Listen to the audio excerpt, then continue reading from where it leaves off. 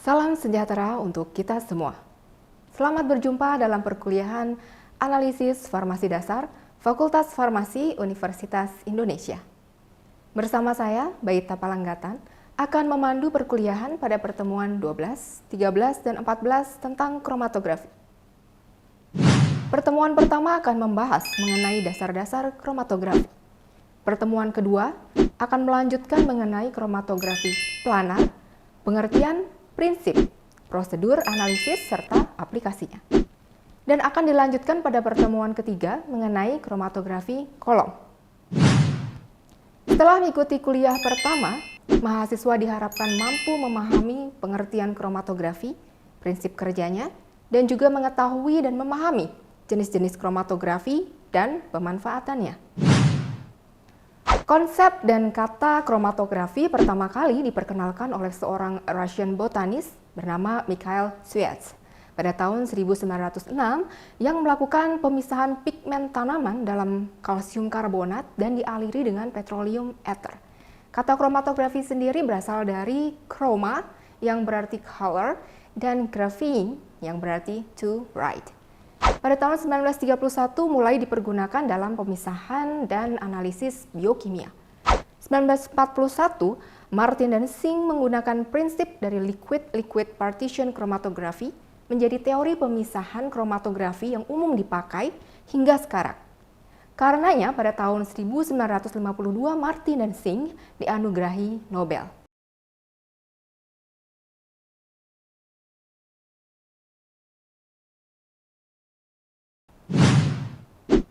Lalu apakah yang dimaksud dengan kromatografi itu?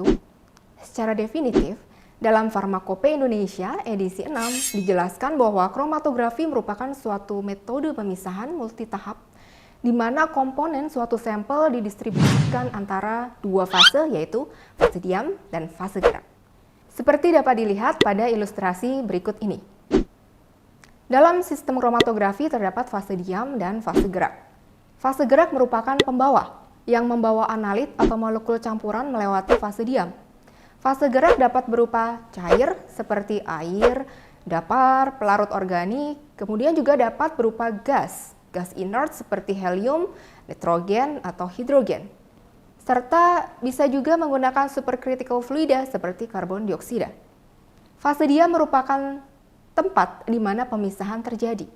Dapat berupa solid atau padatan yang diratakan pada permukaan penyangga, ini kemudian dinamakan kromatografi planar, ataupun dipack secara kompak dan homogen dalam suatu kolom, atau ini disebut juga kromatografi kolom. Solid yang biasa kita gunakan sebagai fase diam antara lain silika, alumina, kisel gur, atau bentuk bonded phase-nya yang telah diikat dengan gugus C rantai 18, kita sebut C18, C8 maupun gugus-gugus polar seperti amina. Fase diam dapat juga berbentuk cair, di mana cairan ini akan melapisi permukaan penyangga padat. Fase diam lainnya dapat berupa gel atau matriks polimer yang berpori seperti misalnya dextran atau Cefadex, poliakrilamid, dan juga agaros.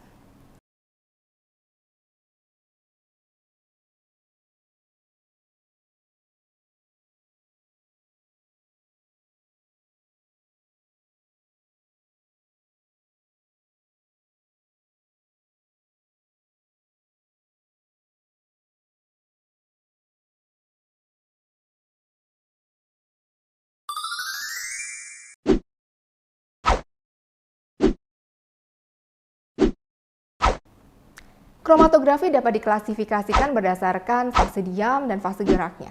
Pemberian nama kromatografi ini dimulai dengan fase geraknya yang digunakan dan kemudian diikuti dengan fase diamnya. Misalnya pada GLC, ini adalah gas liquid kromatografi, berarti fase geraknya berupa gas, fase diamnya adalah cairan.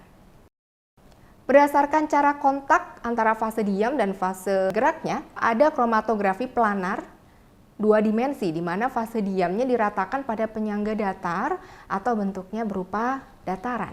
Dan kromatografi yang kedua, kromatografi kolom, di mana fase diamnya akan dipack dalam suatu kolom yang inert. Berdasarkan mekanisme pemisahan, ada mekanisme interaksi antara analit, fase diam, dan fase gerak. Dapat berupa adsorpsi, partisi, pertukaran ion, eksklusi atau filtrasi gel, dan juga afinitas.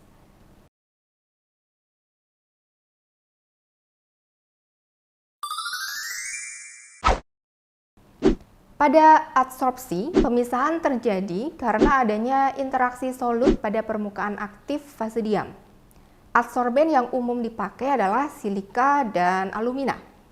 Hidrogen di sini memiliki peranan penting dalam interaksi dengan solut.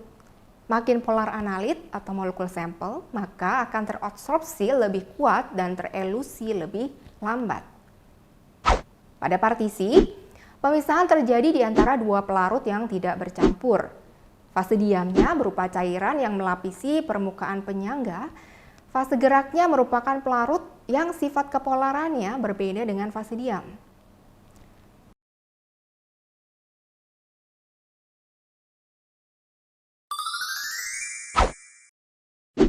Pada mekanisme pertukaran ion, sampel berupa larutan ionik yang akan berinteraksi dengan resin penukar ion. Fase diam berupa penyangga padat atau cross-link polimer resin yang mengandung gugus anionik dan kationik atau kationik.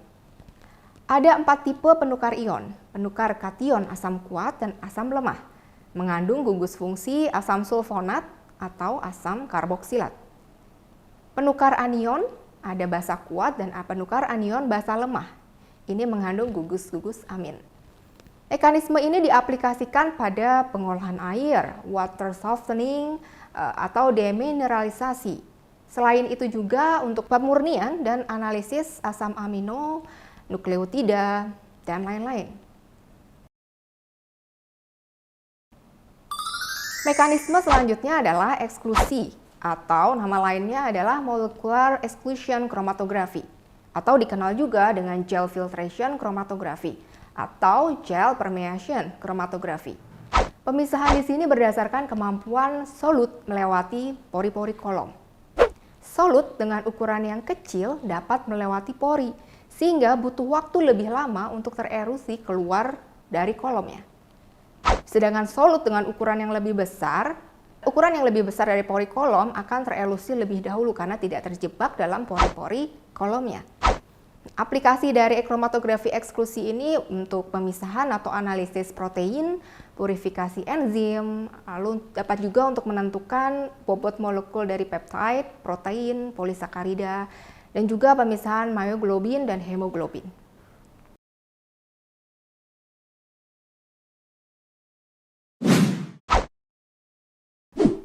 Mekanisme terakhir adalah afinitas.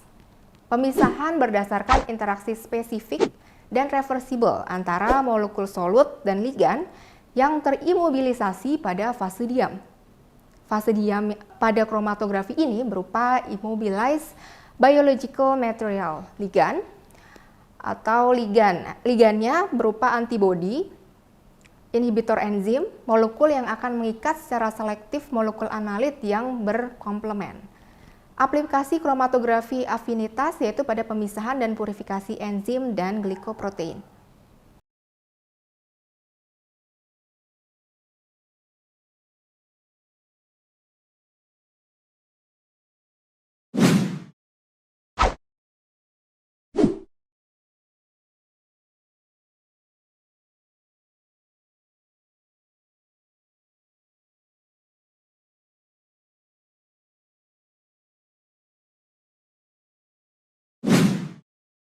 Demikianlah pertemuan pertama perkuliahan ini tentang analisis farmasi dasar.